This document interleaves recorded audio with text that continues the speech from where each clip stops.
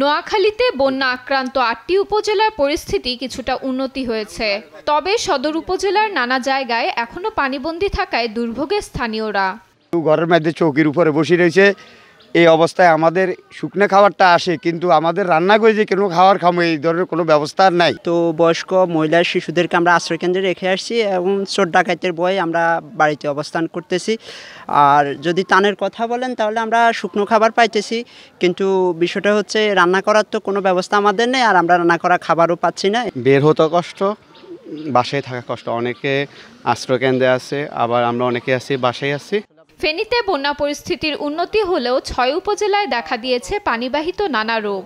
Diarrhoea, চর্মরোগ সহ বিভিন্ন রোগ নিয়ে ফেনীর ২৫০ শয্যা জেনারেল হাসপাতালে ভর্তি হচ্ছেন রোগীরা। এখানে আসলে পানিবাহিত রোগীগুলোই বাড়ছে। ডায়রিয়া প্রচুর রোগী, ১০০-র উপরে ডায়রিয়া রোগী থাকতেছে। আর এখানেও আমাদের যে সিট ক্যাপাসিটি তার চেয়ে অনেক গুণ বেশি, ৫ গুণ বেশি রোগী আছে। ঠান্ডাজনিত শ্বাসকষ্টের সমস্যাগুলাই মূলত বেশি, নিউমোনিয়া বাচ্চা এগুলো এখানে যেগুলো আছে।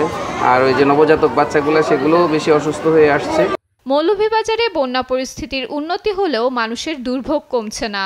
ভয়াবহ বন্যায় ৫৫,০০০ পরিবার ক্ষতিগ্রস্ত হয়েছে। অনেকের মাথা গোঁজার ঠাঁই বসতঘর ভেঙে গেছে।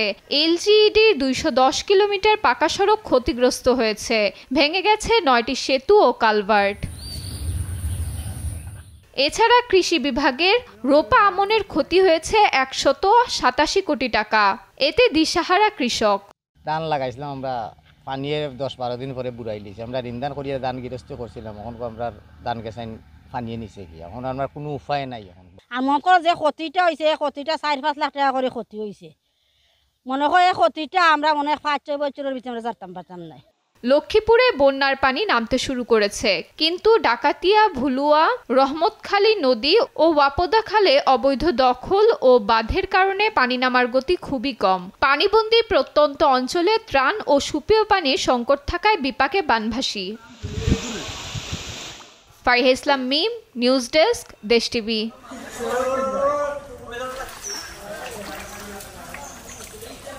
উঠে চলে